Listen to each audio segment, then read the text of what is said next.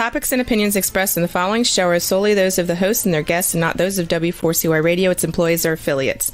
We make no recommendations or endorsements for radio show programs, services, or products mentioned on air or on our web. No liability, explicit or implied, shall be extended to W4CY Radio or its employees or affiliates. Any questions or comments should be directed to those show hosts. Thank you for choosing W4CY Radio.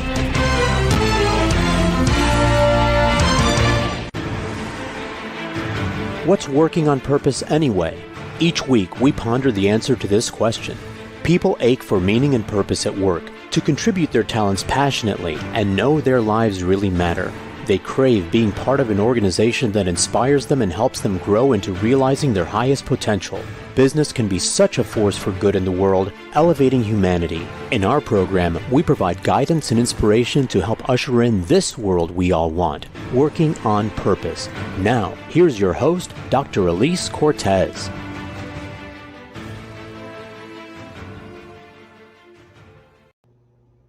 Hi there. Welcome back to Working on Purpose. Thanks for joining us again this week. I'm your host, Dr. Elise Cortez, joining you live from Dallas, which is home base for me. If you don't know me yet, I'm a management consultant specializing in meaning and purpose, organizational logotherapist, inspirational speaker, social scientist, and author. I help companies discover and articulate their purpose to thread it through their culture and operations. And I work with organizations to develop inspirational leaders to create cultures where people actually want to come to work and do their best. I provide programs like the Grab Your Gusto that enable individual team members to discover and unleash their passion and to catalyze fulfillment, engagement, and productivity. You can learn more about me and how we can work together at elisecortez.com or gusto-now.com. Let me thank my partner and sponsor, WorkProud. We are a perfect collaboration. Everyone wants to know they matter and that the work they do is meaningful and appreciated. WorkProud helps companies to do just that through their mobile platform that is built to encourage employees to share stories and recognize each other's contribution. WorkProud empowers HR and business leaders to help create company cultures where all employees are inspired to feel proud of their work and proud of their company.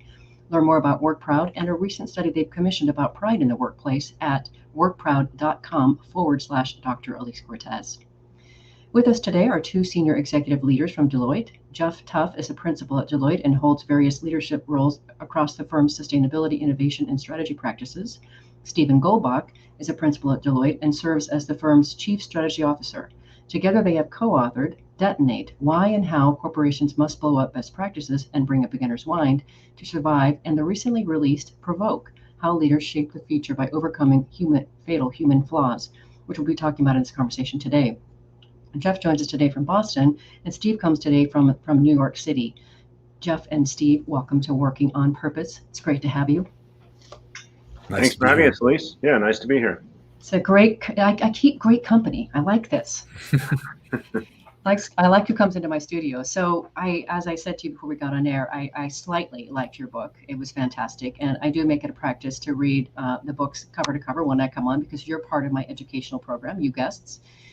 So I want to jump in first. It seems to me when I became aware of your book, I thought, what a timely book. What a perfect time for this book. So here we are, we've been knocked down by the pandemic, and you sum up in the book that the book is about looking forward and working through the natural human instincts that keep people frozen in place, thinking and analyzing, and instead forcefully gathering the will to act in the face of deepening uncertainty and do something. I thought that was really compelling. So first I want to ask, is this something you've been working on for a while, or where did the book come from and why now? Sure. Well, I can jump in first on that one, Elise. It does in many ways, and in retrospect, feel as though this was a perfect time for some of the concepts in Provoke to hit the airwaves, hit the bookstores, in no small part because we have, as a society, for the first time in a long time, come to viscerally understand what uncertainty feels like. But it's not a new topic to us. It's not a new topic to the writing and the research that Steve and I do. And it's really been catalyzed by the experiences that we've had serving our clients and serving the industries that we consult to over the course of the last, call it 2 decades or so. The core observation at the heart of Provoke and of Detonate, our previous book, is that we are living through, not just in pandemic times, but we're living through right now a shift in the nature of essentially the context that we all live in. And what I mean by that is, for decades and decades in business and in our personal lives, we have been generally governed primarily by linear change, meaning the world changes. It's not perfectly predictable, but generally we've been able to rely on data from the past to guide the decisions we make, to take risk out of the decisions, to take risk out of the moves that we make, whether in business or in our personal lives. What we've seen over the course of the last, call it 5 or 6 years in particular, is a real shift away from linear change to one of more exponential change. And what that has meant is that we need to shift our stance as leaders from being primarily concerned about taking risk out of decisions to constantly having to face uncertainty. And that's as I say, that's something that we've lived in real life with our clients for some time now. That requires a completely different toolbox and set of skills than historically we've built up within companies. And it just so happens that as uncertainty has become more visceral for all of us, some of the ideas in Provoke in particular seem to be resonating well with the audiences that we've gone out to. Mm-hmm. Wow, I guess, it's just that makes so much sense that it's been in the works for a while and there's been a crescendo. However, it just feels like, gosh, what a perfect time to bring this thing out. And I feel like what you've done here, gentlemen, is you've offered not just some inspiration to step into it, but you've given us some really valuable tools to do that. And so one of the things that I found really interesting about your book is this. You already talked about the momentum of change and such, but you talk about how this idea of when leaders need proof and more analysis to be able to make decisions, it's getting harder and harder. And you talk about the if and the when curve. And you say that it's at these peaks when new opportunities shift from possibility of if to the inevitability of when, which I thought was so interesting. And the chance, and by the way, your whole analogy of the roller coaster in the very beginning totally made sense. I hate roller coasters, by the way.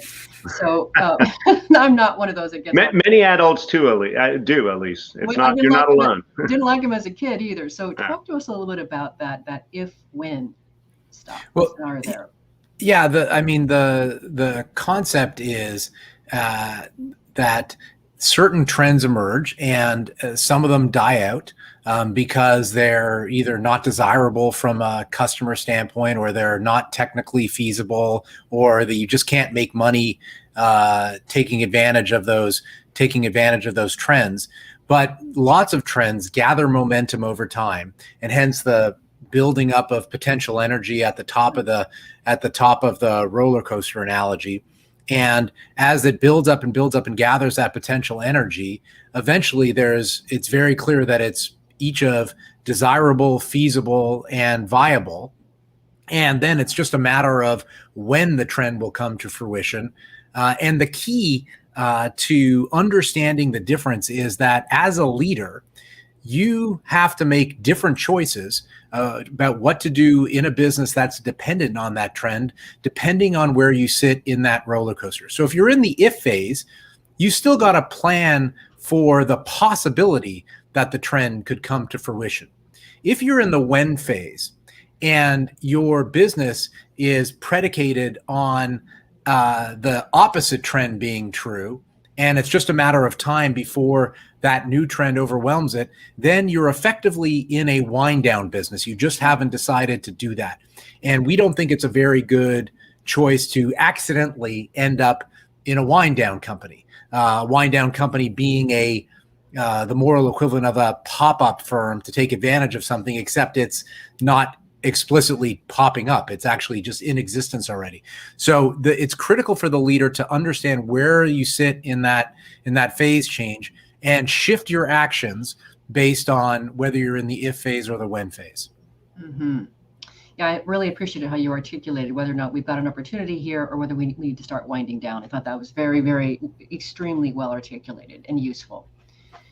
So when I was looking at what you guys were doing, it's like, you guys are definitely talking about behavioral economics, but you guys are really also psychology majors here too in this book, right? So some of the stuff you talk about with the human biases that we're going to cover here are fascinating. So I found this both fascinating and frightening that we humans do this.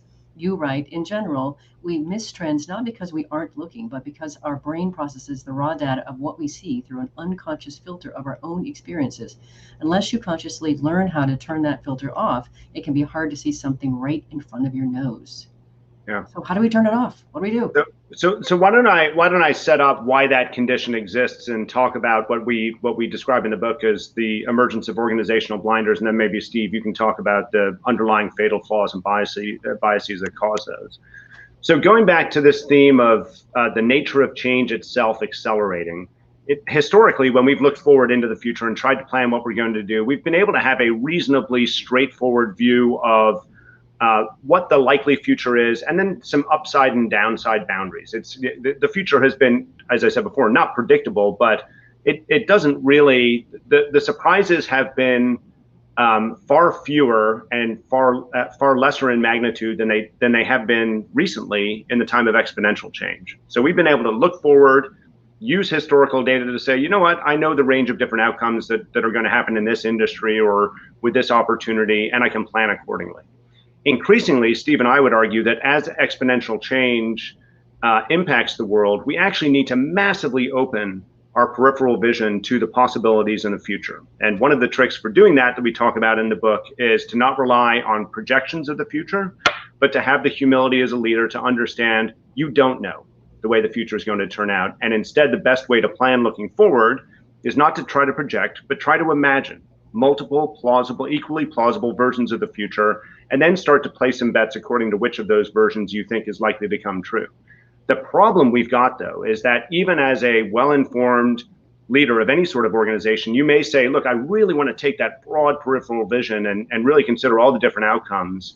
What ends up happening is we inadvertently, because we are human beings, not because we're ill-intentioned or dumb or evil in any way, because we're human beings, we naturally fall prey to blinders that come from being individuals acting within organizations, and eventually we get back to a narrower range of vision that doesn't allow us to see the possibilities. So let me turn it over to Steve to describe what's underlying some of those blinders.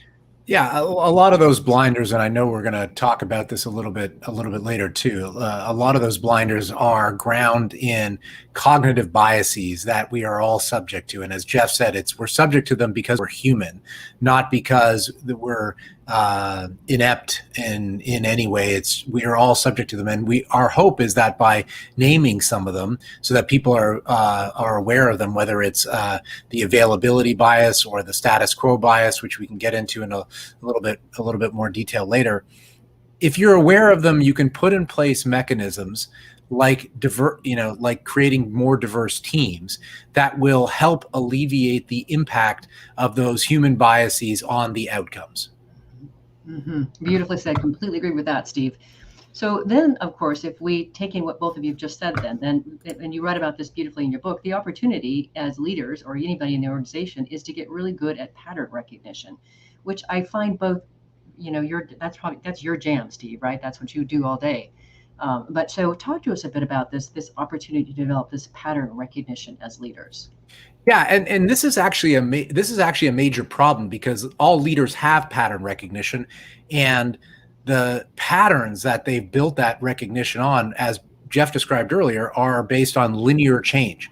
And so it feels like we've got more time. It feels like the change is not going to happen quickly, but unfortunately, the way exponential curves work, that feels like a very small thing today, but it quickly becomes overwhelming in the future. In the book, we talk about the story of the early signs of cord cutting being a segment of less than 2% of the population in 2008, and now cord cutting behavior and the use of streaming services that allow you to not have appointment television anymore are pervasive, obviously, and that was where the executives in question missed those early signs because they were so small. And so the pattern recognition that we want to create is one where instead of rejecting small early signals, you say, I've got to learn to actually test the contours of what's going on there. I've got to create some tests.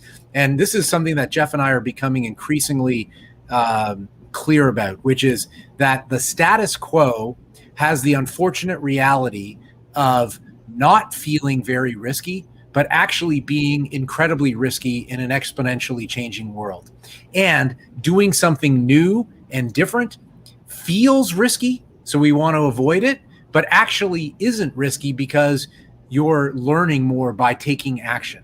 And so that's what we when we talk about the instinct, we want to shift people's instinct from studying to shift that instinct to acting. Yeah, and somebody who is, I have a predilection for action. I quite like that, but yes, I do get frozen in analysis paralysis too. So, you guys have already talked about the if-when stuff. So I do want to come down to something that I thought was really, frankly, just a smashing core hypothesis that you put forward in your book. And that you said that once an if becomes a when, the nature of the leader's response must change. The opportunity is to focus on the moves you can make that will shape the trend to create a better future, one where your organization is advantaged. So that's just bold, right? And I really appreciate that core hypothesis. It's also inspiring. Well, thank you for saying that, Elise. I hope it also feels very practical when people read about it in the book, because as we think about the 5 core provocative strategies that any leader can use, if you've used the first 2 effectively, the first 2 being those that you need to apply always when you're in that if phase that Steve talked about before, then you're really well prepared to act when you see the phase change from if to when occurring. And as I'm sure we'll talk about in more detail later on in the discussion, which of those other 3 moves you make and what type of bold action you take is entirely dependent on how you entered that phase change to begin with. Mm-hmm. Awesome, Jeff. Great way to send us into our first break. I'm your host, Dr. Elise Cortez. We've been on the air with the authors of Provoke, How Leaders Shape the Future by Overcoming Fatal Human Flaws. They are Jeff Tuff and Stephen Goldbach. We've been talking about the importance of developing pattern recognition to see trends. After the break, we're going to talk about some of those fatal human flaws, those human biases that we're all stuck with. Stay with us. We'll be right back.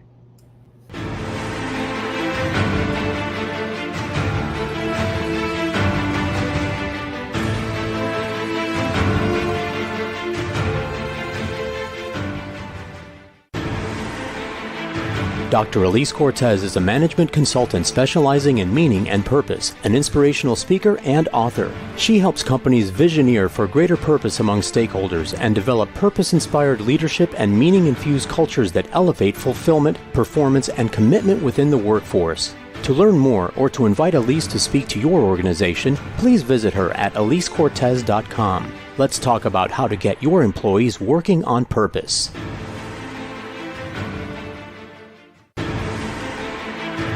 This is Working on Purpose with Dr. Elise Cortez. To reach our program today or to open a conversation with Elise, send an email to Elise, A-L-I-S-E, at elisecortez.com. Now, back to Working on Purpose.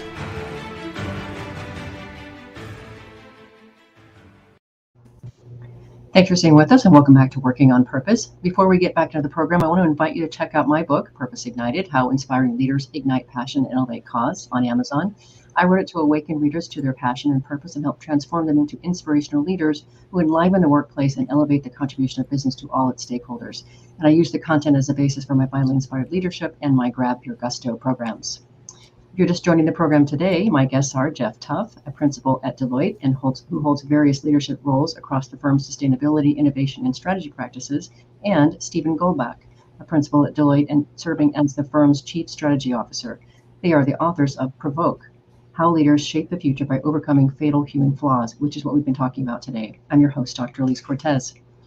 So next, gentlemen, let's talk about some of these fatal human flaws, these biases that we have here, and help us really understand what they are, and why they're there. So you talk about how these, when we're looking at the if to the when stages here, and then you think about how this relates to how we're processing the information and looking for opportunities. So if you could talk to us about how these flaws get in the way of us advantaging our companies. Yeah, so why don't I actually lay the foundation for this, actually rewinding to some of the concepts from our previous book, Detonate, which in some ways, though we didn't know it at the time, does kind of set the table for Provoke. So Detonate was a book about essentially challenging the playbooks that have gotten us here because they're not going to get us there. And so the first thing that gets in the way of most organizations who are trying to provoke the future they're looking for is that they fall back on the kind of playbooks and the orthodoxies of the organization that they operate in. And orthodoxies here, by that I mean the stuff that's just in the ether about our company, our industry, what matters, what doesn't matter, what our competitors are likely to do. And the challenge is that as we have lived, going back to the point of linear change, as we've lived in a world that has been governed primarily by orthodoxy and playbooks, because being safe and staying safe was the name of the game, we've forgotten the trick of learning inductively and being curious, going out and trying things. And so over time, we think what's happened is, and this is in part due to the natural human biases that Steve talked about before, we've lost the excuse me, we've lost the will to go and consider different ways of doing things. And so our call in Detonate was really question orthodoxies when you can. Not every orthodoxy needs to be challenged. Some of them are actually good and necessary. But every once in a while, pick up your head, and increasingly all the time, pick up your head and say, geez, is this really the way that we need to do things? Mm-hmm. That will be the first step to understanding when you are operating primarily because of these so-called fatal flaws in the human biases. Mm-hmm. One of the things that I hate hearing is that's just how we do things here. Oh my gosh, really? Why don't we just go ahead and get the coffin out right now? Right? So in your book, you talk about, 10 separate biases, 10 separate human flaws. So when you start thinking about those, we'll talk about a couple of them in this segment here. But which of them, if any, would you say people would say, well, that's not really a flaw. That's not a flaw. Well, I would say there are biases about how humans behave. And I'll call on a couple of them here to illustrate the point. And it's not that they are problematic to living life and how humans have evolved to survive. But if you're living in it, if you're trying to survive in business in an exponentially changing world, they actually create massive problems. So let's talk about one of them specifically, the affect heuristic bias. The affect heuristic bias means that we are wired as human beings to not react until we feel strong degrees of emotion or pain. Okay, it's that affect that we respond to, either strong happiness, strong sadness. So I talked earlier about the cord cutting segment. The opening story of the book is about taking some research that had been done in the video and telephony business to an executive at a media company and saying, there's this strange segment of consumers that's doing something new and we don't totally understand it. They want really high-speed internet that they're willing to pay a premium for, but they don't want the video programming. So they want to unbundle, when every company at the time was trying to bundle video, internet, and phone. And this, by the way, Elise, this was what, Steve, 12 years ago or something, right in the very early stages of the so 2008. So the idea there was, because the segment was so small, it didn't elicit an emotional response in the executive. In fact, he laughed it off and kind of said, 1.75%, why would I care? And of course, we know that there was the kernel of, the entire business model of every streaming company today. And we know that most of the major media companies today have built their own streaming businesses to compete with the ones who were taking advantage of that trend when it was clear that it was both feasible, desirable, and viable. And so that's an example of where there's nothing, again, fatal in the real world about it, but in business, in an exponentially changing world, not having the feeling to react is problematic. And when you sorry, Elise. No, go ahead.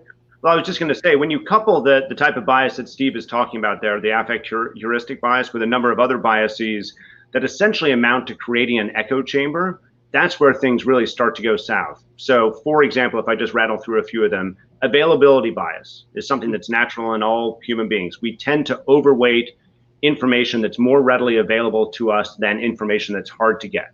Mm-hmm. Status quo bias, the tendency to prefer things to stay the same because we as human beings are loss averse, and if we feel change happening, it feels like we're losing something, we're losing the present. And therefore, we tend to look for information that reinforces the status quo, reinforces the way things are. And so in the book, we talk through another 3 or 4 of these that are central to the idea that if you allow yourself to fall prey to these biases, just as individuals, you will end up essentially just continuing to make the same decisions you always have historically and not being able to see that massively widened peripheral vision. When all of those human biases start to interact together in an organization, then what we talk about in the book is being organizational tendencies, which maybe, Steve, you want to comment on 1 or 2 of them. That's where really we get the blinders falling into place.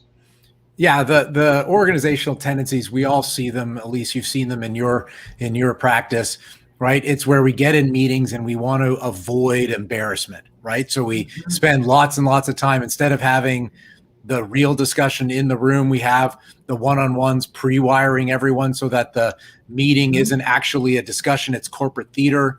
We we get rid of all the exploratory research that gets cut in every last budget. So we're not doing anything to be creative or new.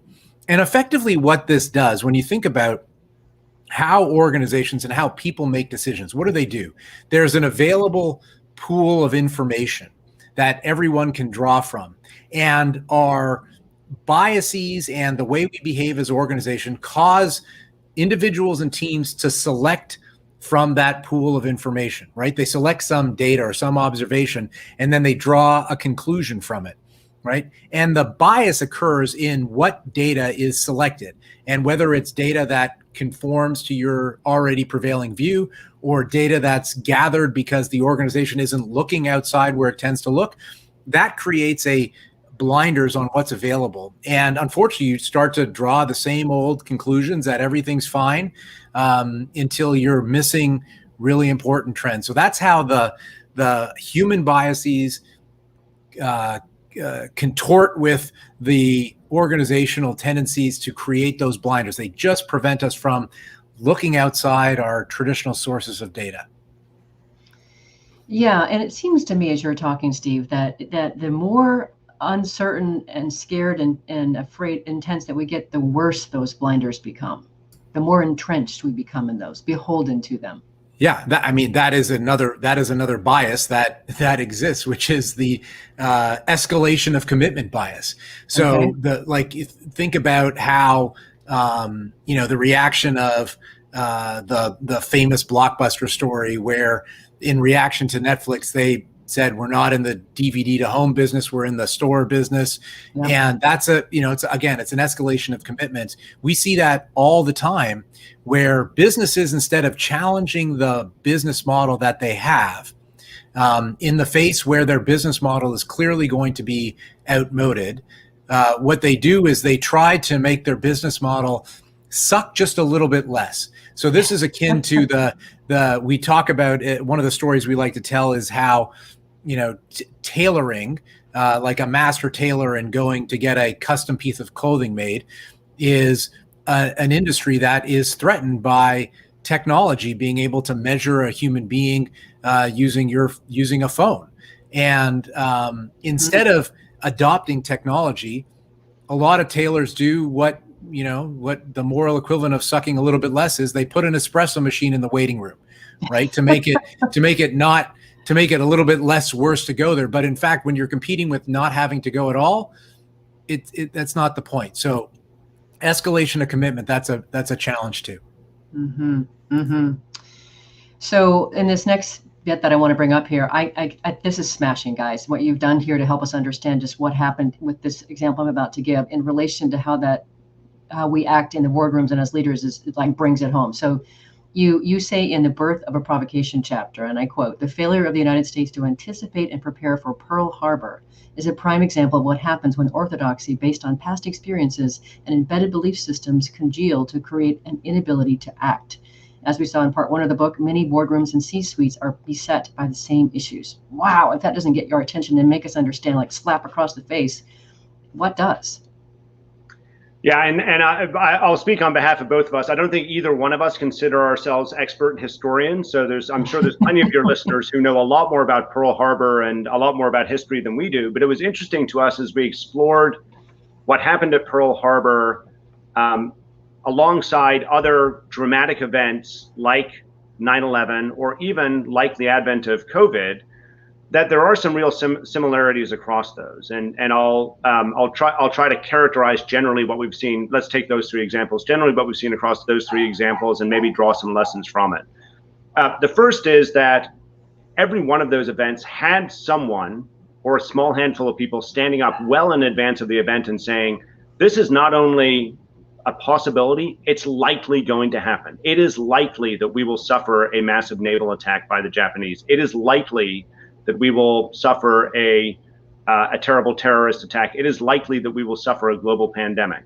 But because of the affect-heuristic bias, in part, that Steve talked about before, and in part because it was just a couple of voices who may actually just sound like cranks, what ended up happening is the systems around us, around the people at the time, looked for all the reasonable data for why that was just a really far-gone conclusion, that it was just such a remote possibility that we don't have to worry about it too much. In retrospect, of course, it's easy to look back on these events and say they were entirely predictable. And if you just look at added this piece of data to that piece of data, we could have said it was going to happen. But in reality, no one actually, in the moment, and that's an overstatement for effect, I'm sure some people were exploring it, but no one really took the steps to run the test, to understand how likely is it that this event is going to happen if we imagine different versions of the future than the official version of the future. And that's one of the things that we're trying to encourage all leaders to do in the face of uncertainty, is not necessarily jump to conclusions immediately, or not necessarily take undue risks because you're listening to the Chicken Littles of the world, but just go run the test. Understand how you can be more curious and explore different possibilities for the future, and position yourself so that we don't not only suffer the downside of some of those terrible events, but also we can take advantage of the upsides that comes with disruptive change as well. Mm-hmm. Beautifully said. That whole example really helps us understand the importance of paying attention to some of these things. And I want to talk more about one of your other core hypotheses that you put forward around the emotional piece of that. But let's grab our last break before we do that. I'm your host, Dr. Elise Cortez. We've been on the air with the authors of Provoke, How Leaders Shape the Future by Overcoming Fatal Human Flaws. These people are Jeff Tuff and Stephen Goldbach. After the break, we're going to talk about the 5 principles of provocation they write about in their book. Stay with us. We'll be right back.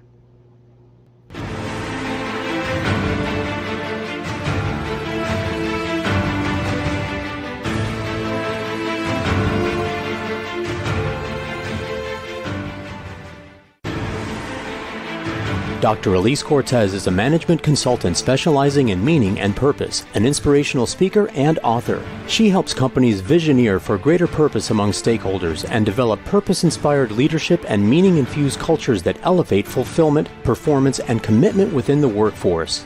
To learn more or to invite Elise to speak to your organization, please visit her at elisecortez.com. Let's talk about how to get your employees working on purpose.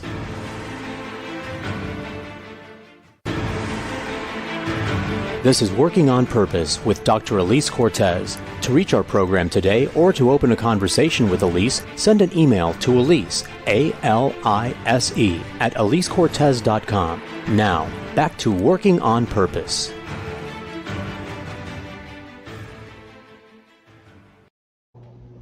Thanks for staying with us, and welcome back to Working on Purpose. I have one other bit of news that I want to share with you, and that is that the anthology that I've been curating for the last 2 years has just been released. We just actually launched it here in Dallas last week. It's a collection of 25 stories from women across the globe who share the intimate details of finding their purpose and what they're doing now to serve from it. It's called Passionately Striving and Why, an anthology of women who persevere mightily to live their purpose. So proud of it, I could bust. If you're just joining us today, my guests are Jeff Tuff, a principal at Deloitte, who holds various leadership roles across the firm's sustainability, innovation, and strategy practices, and also Stephen Goldbach, a principal at Deloitte, who serves as the firm's chief strategy officer. They are the authors of the book Provoke, How Leaders Shape the Future by Overcoming Fatal Human Flaws, which we've been talking about today on the show. I'm your host, Dr. Elise Cortez. So before we get into some of those provocations, guys, you queued it up, Steve, but I found really compelling in your book that you offer a hypothesis, and you say, although we can't say this is definitively, our strong hypothesis is that by the time something is triggering an emotional reaction, it's highly likely that the trend is at the far end of the win stage when options for influence are limited. Yeah, That has got to be one of the most important parts of your book, points in your book. Well, absolutely, and I know we're about to walk through some of the 5 different strategies that that leaders can take.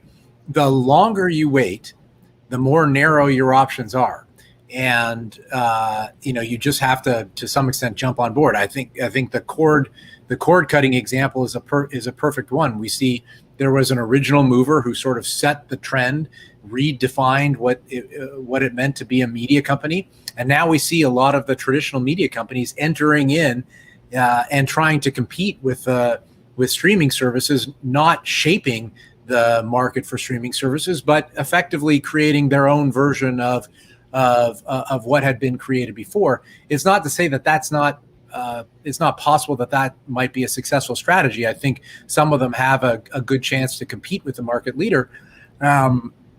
However, many probably won't do particularly well because they're late to the game. So the earlier you're able to act, the more degrees of freedom you have to influence how the market evolves rather than be a market taker. It's a critical point in your book. So let's talk about these provocations. Just briefly treat them. You do this beautifully in your book, but let's start with Envision the Future, that provocation. Sure, yeah, and Elise, I'll break this down in a way. Maybe I'll handle 2 of them. I'll have Steve handle the other 3 of the 5 provocations. But if we think back to the conversation we had around the if to when phase change, okay, so we think about these 5 as existing in an array, starting with very early in a trend or very early in the if phase of really not knowing if something's going to happen. So this one you named Envision is a foundational capability and a foundational provocation that we argue every organization has to be using all the time these days. Historically, and by Envision, by the way, I'll give it its snappy name in the market. Scenario planning is often the way that it's referred to, but historically, a lot of companies would roll out scenario planning every once in a while in their strategy practice and then put it away and maybe pay attention to the scenarios. We think this is a necessary, always-on capability these days. What scenario planning very simply is all about is, and again, I mentioned some of this before, having the humility to say we don't know what the future is going to be, and we can't know. And in fact, if we try to predict the future, we're going to get it wrong. So why don't we instead try to bring into sufficient relief alternate versions of the future so that we can place our bets across those alternate versions of the future and shift those bets over time dynamically and continuously in a way where we can position ourselves until the future starts to reveal itself. The interesting thing about scenario planning is sometimes when you look at the challenge head on, you're going to be able to see the possibilities. But sometimes you actually need to look at it with what I think of as being kind of a glancing view. So Steve and I have had some debates over time as we've talked about how to apply the ideas in Provoke to the real world about whether or not the pandemic was predictable. Okay, so and I like to provoke our audiences and say, who called the pandemic? Who actually named that this was going to happen? And one of the interesting things we've discovered is it's actually very hard to create scenarios that help you envision the pandemic actually coming to fruition. But it's easy if you take a glancing view at the possibilities through the lens of other industries to come up with the pandemic being a real possibility. So very quickly, what I mean by that is if, for example, we had been thinking about the future of airline travel, let's say we had some airline clients or we were airline executives ourselves, and we tried to imagine what the future might look like for airline travel. If you do scenario planning well, then one of the scenarios you end up with is a massive collapse in air miles traveled. And as you start to dig into the reasons for a massive collapse in airlines traveled, one of the dominant possibilities behind why that might have happened is the arrival of a global pandemic. If we had all been thinking about the world from all our various different vantage points with a scenaric lens instead of a straightforward linear lens, my guess is there would have been a lot more momentum and a lot more preparation for something like a pandemic taking hold. So that's what we mean by the Envision provocation, and it comes very tightly coupled with the second one, position, which I'm happy to talk more about, but let me pause and see if you have any reactions to that. I thought that was extremely well explained and very compelling. I don't. Do you, Steve? No, I think we can tackle position and then get into the 3 that are more in the when phase. Okay. Okay, so let me keep on rolling then. So Envisioning is all about seeing multiple different versions of the future. Positioning then is with those alternate versions of the future in mind.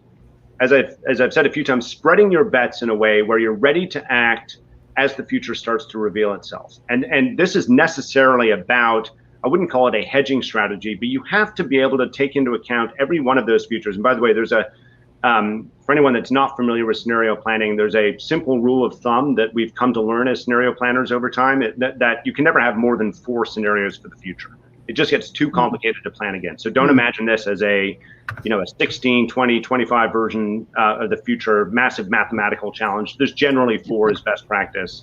And so what you constantly need to be doing is saying, how can I spread my investments and spread, for example, the type of talent that I bring into my company and the type of tests that I run in the market in a way that account for all possibilities of the future until I get more information about how the future is actually unfolding. If we are constantly envisioning and positioning, then as we pass through the phase change or into the phase change from if to when, then we're ready to act with purpose, usually as quickly as possible, to be able to create the advantage that allows us to provoke the future that we're after. And ultimately, which of the 3, which I'll let Steve talk about in a moment, but which of the 3 we end up choosing will be a function of how clear a line of sight we have to the future we want, how much direct influence we have over the outcomes of the future, and the degree to which we need to work with others in an ecosystem to actually bring about that change. And that ultimately will impact which of the 3 when provocations you decide to take action on. Excellent. Love it. Yummy. Well, so Steve, take it away. Yeah, you named the 3 when. Yeah, so you've got 3 different provocations, and again, these are at the when phase. I think it's let me start with the least sexy of them, which is just adapt. That's the one where you've waited too long and you effectively have no choice but to say the future is here and I've got to shift my business model or I'm a wind down firm. So this is the moral equivalent of the local newspaper finally putting up an online edition. This is the traditional media company getting into the streaming business. This is where you've acted in a way that the trend is here, and now instead of shaping how that trend is coming to fruition, you're effectively trying to define a segment for yourself in that particular industry. Again, it's not necessarily a fatal strategy, but if you don't adapt, that's sort of like your last chance.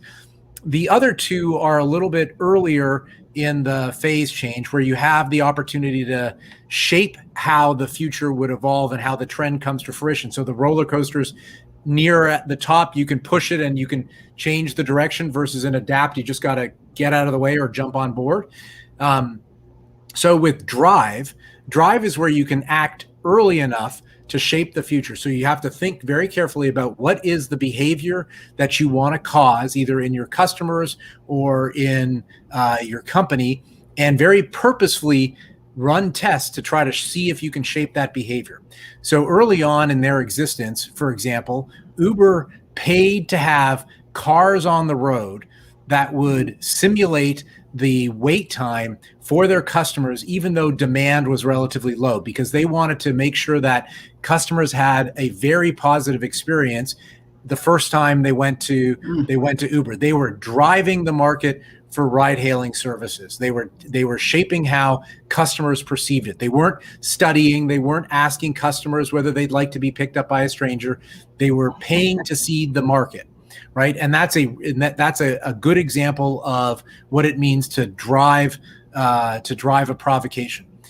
The activate one is a little more complicated. This is where perhaps you're a smaller actor, perhaps you don't have a direct line of sight to your customer, and you need to work with different partners in your ecosystem in order to activate it. I like to call activate our bank shot. So I want to, for example, in the book we talk about Mozilla, I want to activate the developer community, and I'm going to make my stuff open source so that I can change the nature of the marketplace. So that would be the 5 provocations, at least. Okay, so thanks, Steve. Great. And I really appreciate it. I was going to ask you for an example on the drive change, and you brought it right there with Uber. That was so great. And it's interesting. I did not know that they paid drivers to go and simulate those rides in advance. I had no idea that existed. That's a great example. So as I said to you in my notes, I really was fascinated with the activate your ecosystem that you talked about, the last one you were talking about, because for me, and the work that I do is, when I'm working with an organization and we're going to be working with all of their stakeholders to be able to bring everybody on the same page around their purpose. So to me, that particular provocation is heavy collaboration. Is that right? Heavy collaboration and a new set of muscles, a new set of skills that many organizations have had to use in the past. I think many of us have been trained to believe that the more you can control a market, the more you can actually influence the way things turn out, the better positioned you're going to be. And that has, in time, led to a belief system and a business model that has rewarded big scaled companies because they're being efficient. Mm-hmm. We actually think that we're shifting into a time now where scale is not rewarded with efficiency, or you don't get to win with scale because you're being efficient. You get to win with scale because you learn faster than anyone else in the market. The faster you can learn, the more likely you are to be able to send the right signals out to other players in the market, or to use information to your advantage and to get others to play with you. And it's really interesting to see some of the ecosystem plays that are emerging in a whole variety of different fields. I do a lot of work in energy these days, but it's actually some of the smaller and what you would think of as being less influential companies who are activating and assembling the ecosystems in order to enact change as we move through an energy transition. And my guess is we're going to increasingly see that the ecosystem mindset, which in some ways comes more naturally to disruptors and entrepreneurs, is something that we need to teach large-scale companies as well. Yeah, I'd like to see a lot more of that education, happening much earlier in our educational system. That would be amazing. Imagine what we could do with that. Yeah. So guys, what have we done here? We've already gone through almost a whole hour together. We've come to the end of the show. And so, this show is listened to by people all over the world. And the whole idea here is to be people come to the show because they want to learn how to create workplaces where people actually want to come. They want to understand how to become inspirational leaders who bring people to their best, and how to do business that betters the world. What would you each like to leave them with?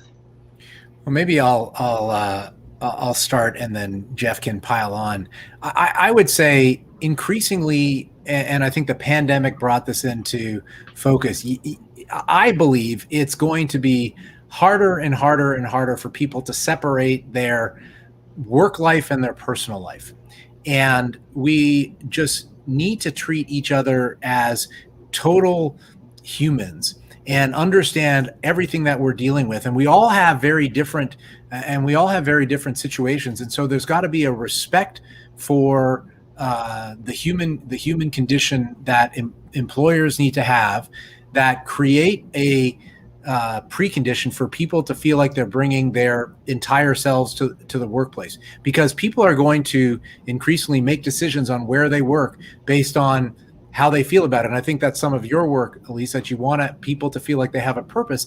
I think one of the most foundational things that you can do to bring that purpose is allow people to be who they are. And by that nature, you'll get a better and more diverse workplace. Mm-hmm. Completely agree. Jeff? And there's a critical aspect of what Steve is saying that is central to our book's hypothesis, and that is that you need more and more different people, and in order to create the type of environment that is going to create the condition to win moving forward. There's a very simple action to remove the organizational blinders that we talked about before that involves engendering cognitive diversity. And the way you get cognitive diversity is through actual diversity. And importantly, on top of diversity, inclusion of all the voices that you invite into that community to be part of their natural selves or their whole selves, as Steve says. It's a very simple maneuver, and it's got proven results. It's really difficult to pull off, in part because of all the old playbooks of the past that I talked about before. I think what I'd end on, though, is a quote that I repeat as often as I can. I won't tell you the source of the quote, or maybe I will. It's me. I made up this quote, but I like it, as obnoxious as that sounds, and that is, meet uncertainty with curiosity and a bias for action instead of worry and a bias for analysis. If we can instill that in everyone listening right now, then we'll be in a better place. Great way to finish, Jeff. Thank you, guys. I'm so glad to know you both. And now that we're connected, you can run, but you can't hide from me. Thank you for being on Working on Purpose. It's been great to have you. Thanks for having us, Elise. It's fun. Look forward to having that cocktail at some point. Right, absolutely. New York City, here I come. So if you want to learn more about Jeff Tuff, Steve Goldback, and the book or the work that they're doing, you can start by just Googling Provoke the book. And what you're going to find is the book on Amazon and then probably a Deloitte page. And thanks again to our partnering sponsor, WorkProud, which helps companies build a platform where your workforce receives meaningful feedback, and thanks for their work from people across your company. Last week, if you missed the live show, you can always catch it via recorded podcast. We were on there with Samuel Cook, who's the co-founder and CEO of Sanity Desk, talking about how to build a better digital world. Next week, we'll be on the air with authors Rabbi Malka Drucker and Nadja Gross, talking about their book and the work they're doing to help people move from aging to saging in the second half of life. See you there. Remember that work is at least a third of our life, so let's work on purpose. We hope you've enjoyed this week's program. Be sure to tune into Working on Purpose, featuring your host, Dr. Elise Cortez, each week on W4CY. Together, we'll create a world where business operates conscientiously, leadership inspires impassioned performance, and employees are fulfilled in work that provides the meaning and purpose they crave. See you there. Let's work on purpose.